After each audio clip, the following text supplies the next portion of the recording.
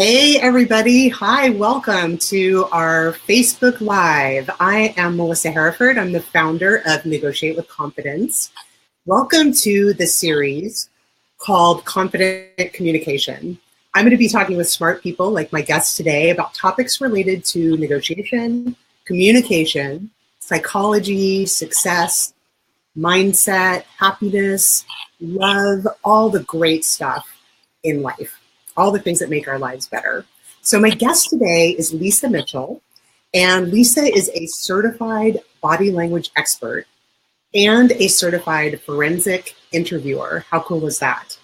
She's also the co-founder of a company called Selfless.ly, which is a technology platform that makes it easy for companies of any size to manage their corporate responsibility programs. Amazing. And Lisa's joy in life is helping people like us to show up as our most clued in and confident selves in any situation. So Lisa, welcome. Thanks so much for having me. I'm so glad to have you here today. Yes, we talk in my course, Negotiate with Confidence, about body language. So having you on the show today is going to be a huge bonus for all of us who work on how we show up in the world.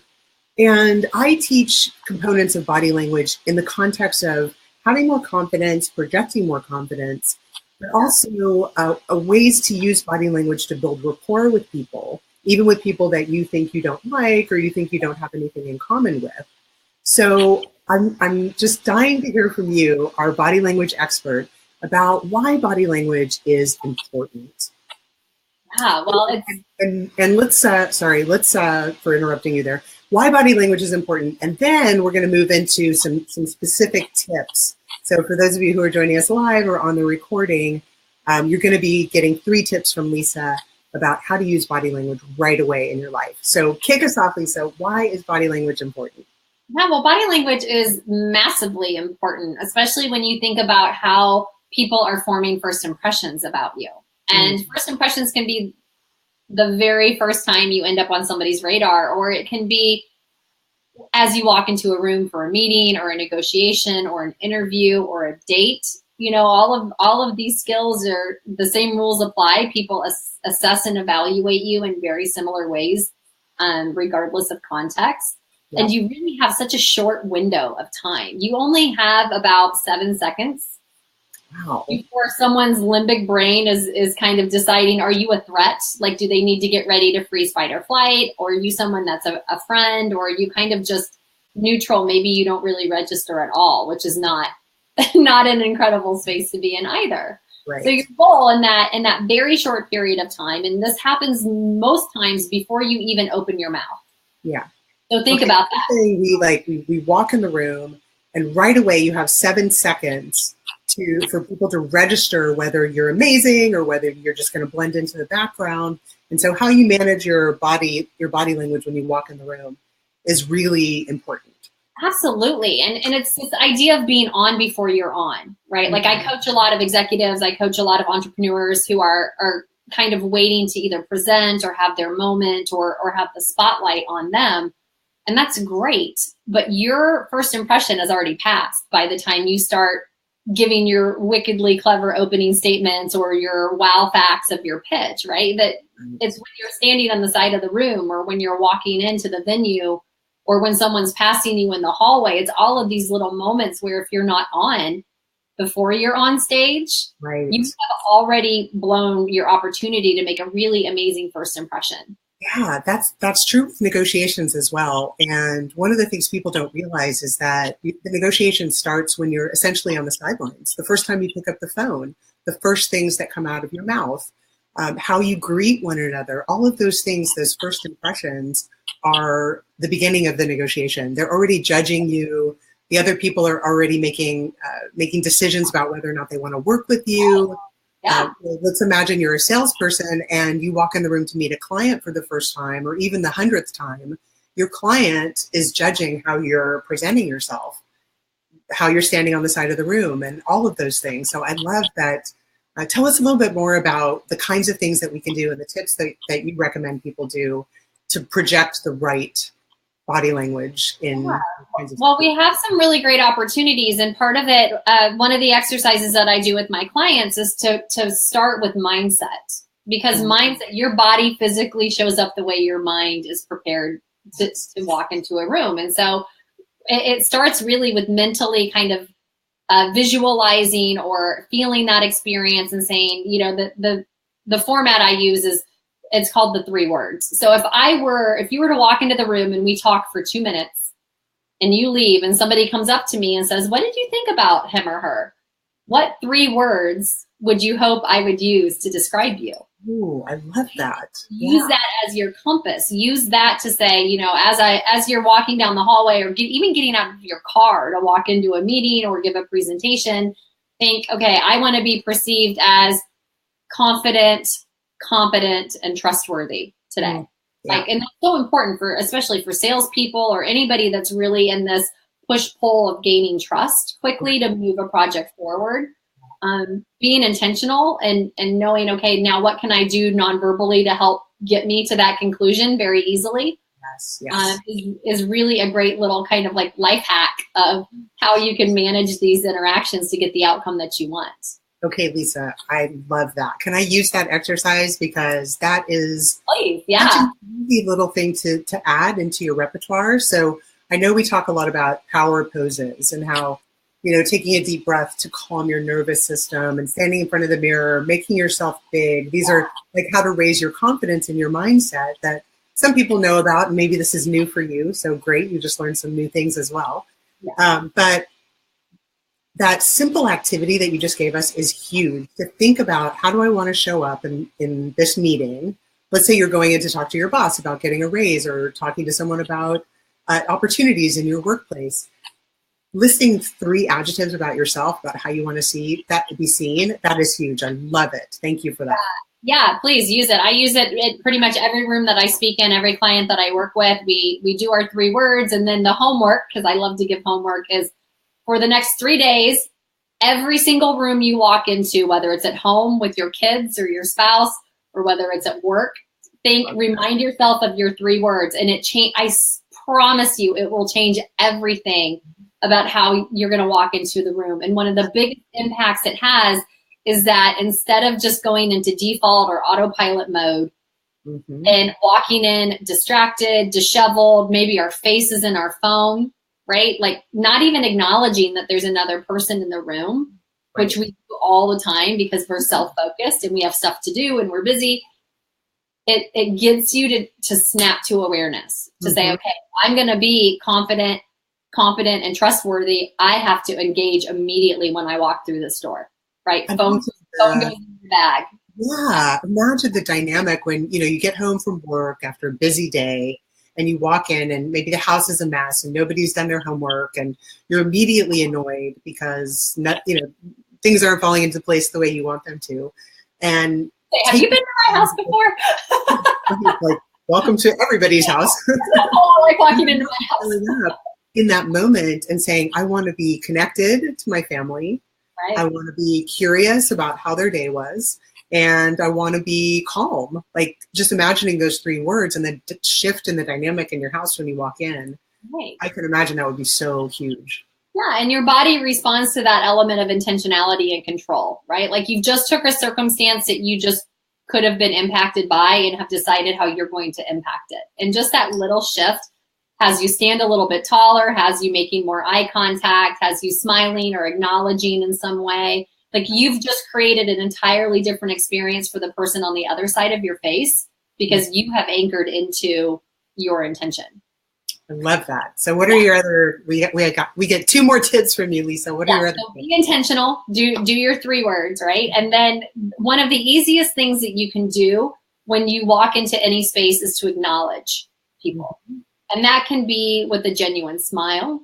That can be with a little head nod. That can be with a little wave. Same if you're taking the stage, right? Like there's the Science of People is a human behavior research lab that I work with. And they did a study where they analyzed hundreds of data points on TED Talks.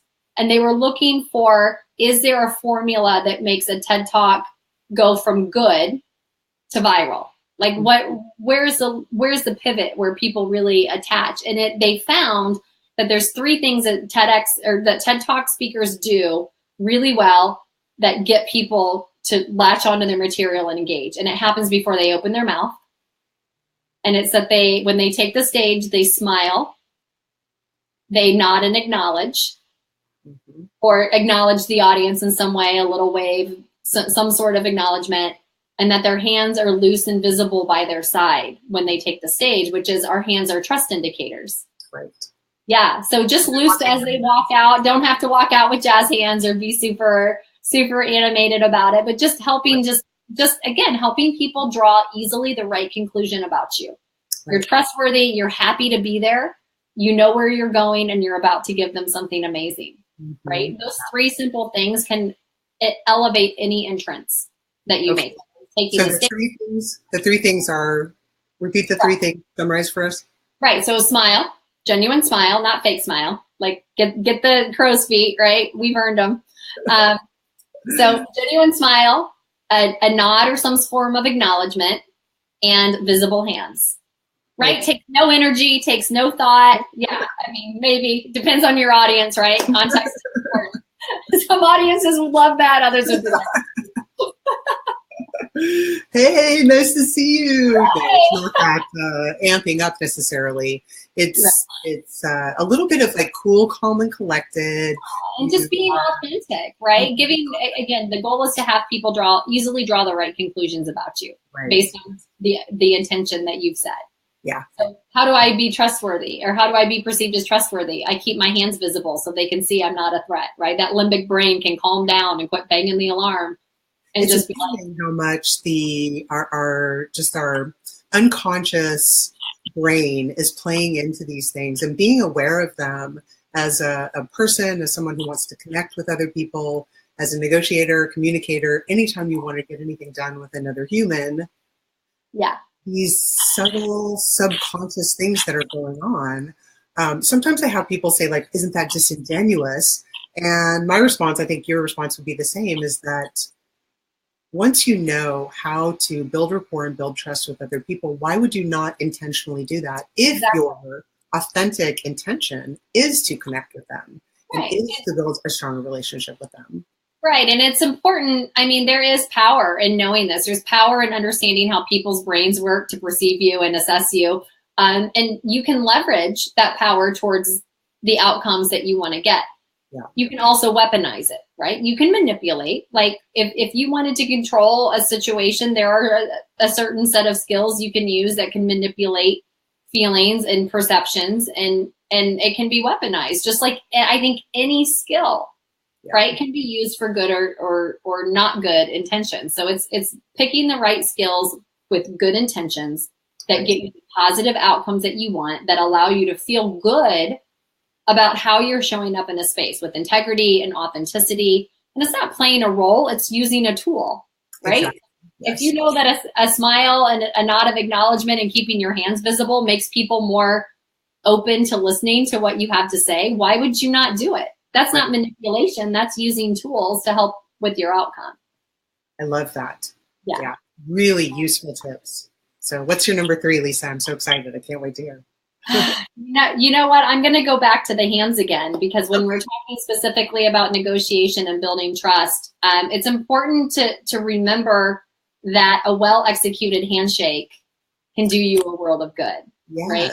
And handshakes are really underestimated, I think, sometimes. And people just kind of think they're an easy thing and they're inconsequential. But our hands, again, not only build trust, but you can also signal a lot about power dynamics by a handshake, right?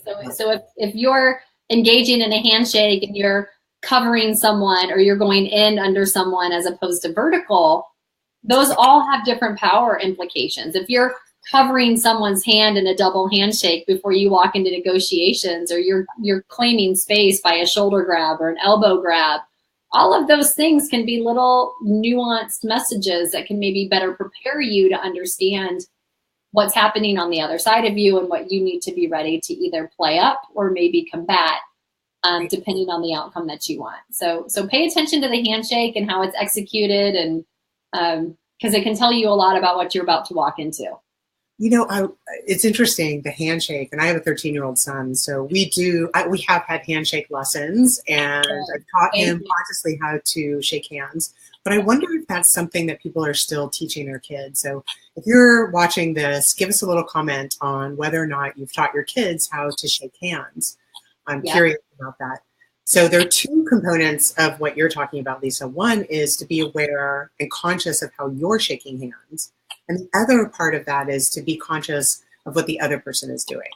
Exactly. So if someone comes in at you and your natural inclination in a handshake, or you've decided that your handshake is going to be like, just like this, shaking hands, right? But if the other person, you're shaking hands, the other person puts their second hand and grasps your hand like this, that is sending you a message that they are what's the message that they're sending? Well, context is really important here too. So it's hard to just do a blanket, but if you're in the context of a relationship where you are about to negotiate something or power matters, right? It's not like at church or with an older generation, member of the older generation, or at the, I use the example of if you're in the receiving line at the funeral home and somebody covers your hand with a double handshake, that's a show of support in that context, not a power play. Right. But if you're walking into negotiations and I don't know you and one of us is going to win and one of us is going to lose and you cover me, that's you conveying to me that you're in charge. Right. You're alpha dog. Got it. Right. So then I know I have that data point to say, OK, this person feels like or is trying to let me know that they are superior or they are literally coming out on top of this interaction. Right. Our bosses are very honest. They tell on us all the time, even when we think we're being cool. Yeah. Interesting. Okay. So Jennifer says, I haven't taught my 9-year-old yet. We're still in the fist bump phase. I love that. If context is, in the 9-year-old kid world, fist bumps are contextually appropriate and relationally appropriate. Bump it out. Right. Like that's a cultural thing. That's totally fine. I'm sure Jennifer will start soon, though, with this, knowing how important it is to have a firm handshake. I think like 3rd grade is really the perfect time where kids are like they really need to get uploaded on some of these soft skills. Handshakes, being at eye contact, what's appropriate, what's inappropriate, how to be sensitive to people maybe who are on the spectrum that aren't comfortable. Like just building this inclusive set of communication tools, I think should be, again, soapbox here for me, but it should be mandatory learning to equip these children to communicate in person with each other in an appropriate and respectful way. Right. And it's so much more complicated now because our workplaces are so diverse. We have people from all different cultures and people are traveling a lot more. So Americans find it really important to smile and we find it really important to have eye contact. But in many other cultures, eye contact and smiling are really frowned upon. Eye contact is seen as disrespectful. And I have heard it said that Americans internationally are known for smiling too much. Right. So, you have to have that cultural awareness. That's one of the filters of using body language tools appropriately is the filter of cross-cultural awareness. So know with who you're interacting with or where you're doing your interactions, what is culturally appropriate. It's not about what's comfortable for you, right? It's about the outcome that you hope to have. And that outcome is you showing adaptability and emotional intelligence and communicating in a way that's customary for where you're at. Yeah, it sounds like there's so much amazing content that you have, and we've just started touching on a few little things in our time today. I know, I can't believe our time's up already. It went so fast. Well, I want to put it out there for anybody that has questions, anybody that's on live, or if you're watching the recording later, go ahead and enter your questions in the comments, and Lisa and I will be checking as time goes by and making sure that we answer your questions. And one other thing, as people are typing their questions in, that I want to ask you about, Lisa, is when we talk about body language, and I love how you started with your mindset, because so much of who you're projecting outward is based on what you think of yourself on the inside. Absolutely. And there's a dynamic that happens in the workplace around women not sitting at the table.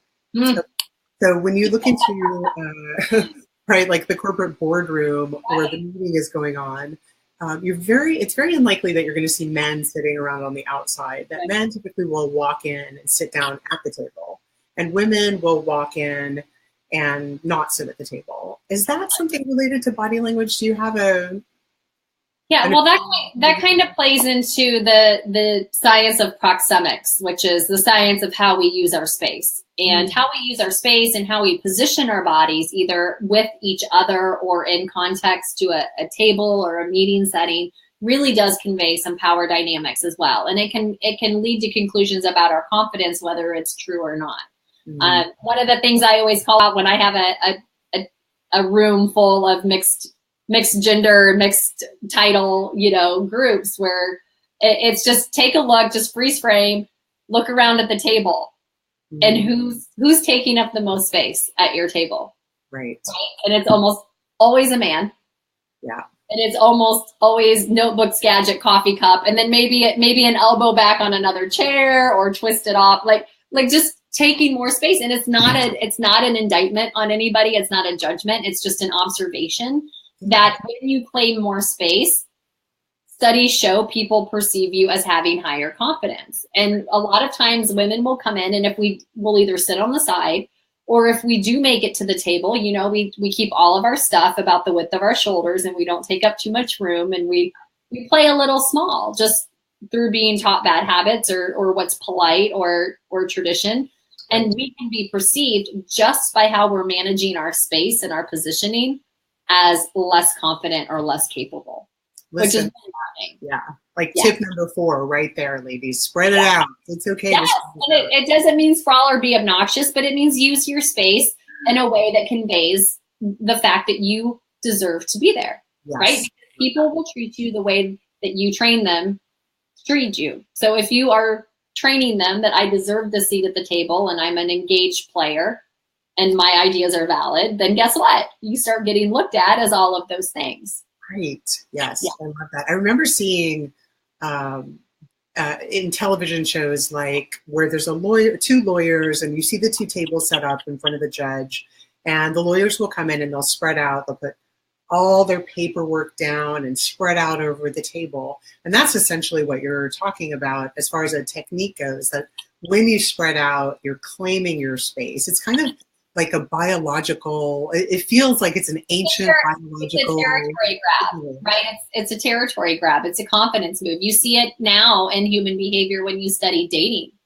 and how people use body language in a dating or mating scenario. So one of the classic moves for a man who's signaling attraction to a woman is they will claim territory, whether it's an arm behind her on the bar or propped in a doorway or, on the back of her chair. There's all these little territory grabs. Part of it is protection, right? I can provide protection for you, which is one of our kind of biological mating attractors.